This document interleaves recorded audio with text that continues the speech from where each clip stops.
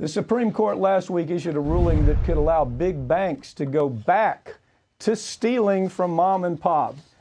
Happy days are here again, right? You know, they never left. I mean, really, they never left. But pick this story up. This is an ugly story. Again, where do you see this story? Nobody reports this story. They report social issues, but they don't report issues like this that put mom and pop out of the ability to pay their rent and to eat. Right. This one had to come from David Sirota, his own personal website. Yeah.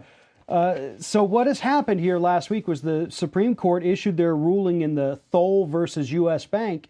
And it essentially, if you boil it down to, the most basic concept, here it is. The banks can steal your pension, but as long as, if they don't steal all of your pension, you don't have the right to sue them. It's only once they take the last little bit of money out of there, then you plaintiffs, mom and pop, who've been saving up for your whole lives, if they've taken every dime for you or from you, then you can sue. Now, Kavanaugh wrote the opinion, very predictable. He's a little twit who has always worked for corporate America, never done anything for consumers in this country, has always been at the beck and call. He is their boy. He writes this opinion. And so the opinion comes out and says, hey, wait a second. We can't even look at this because you didn't bankrupt the pension program. You had to bankrupt the pension program to say that everybody has a loss. You can't say that you have a loss to even bring the case, right? You don't have what they call standing because you didn't. The company's not bankrupt. So this bonehead says, yeah, this is how we're going to protect Wall Street one more time.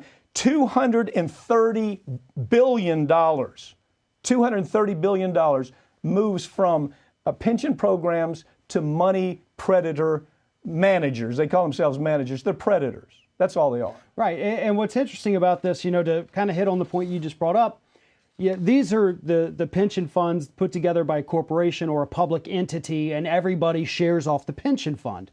And they're guaranteed a certain amount from the pension fund. And so what this ruling says is, well, you can't prove that even though they stole money, and there's not enough in there, but your pension technically could be okay, but his could not. But maybe his is okay and yours is not. Since we don't know, since there is that uncertainty, nobody has standing because technically your pension is okay, everybody else's is not. So it's a ridiculous ruling. Here's what they do. Here's what these folks do. Okay, this is what they have caught these pension managers doing. Inflating their own stock, making decisions. I'm going to inflate this stock, not telling anybody about it. I'm going to exercise stock options for my stocks to benefit them.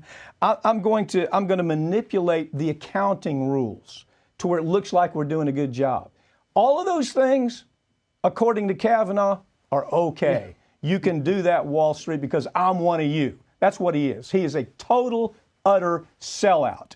And the guy, you'll see Kavanaugh, coming back to this issue, he'll vote sometimes on social issues. Yeah, I'm good on social issues. But where it comes to issues that put mom and pop in a destitute situation, he doesn't care. You're going to see it on pharmaceutical cases.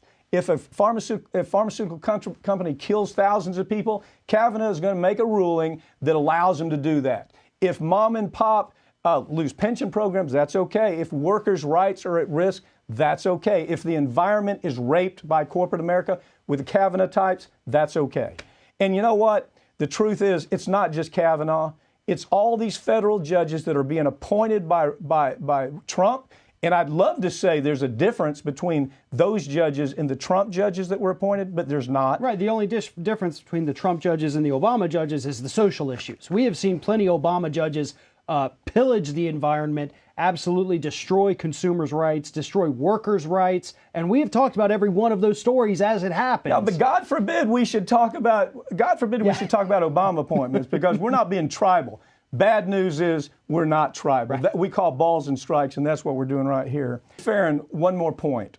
You saw the article. We were able to settle the Roundup case with Monsanto and Bayer for $10 billion. Next week, we're going to pick up with a story while we're talking about court systems. We're going to pick up with a story about the ugliest bunch of class action predators maybe I've ever run into since the late 90s.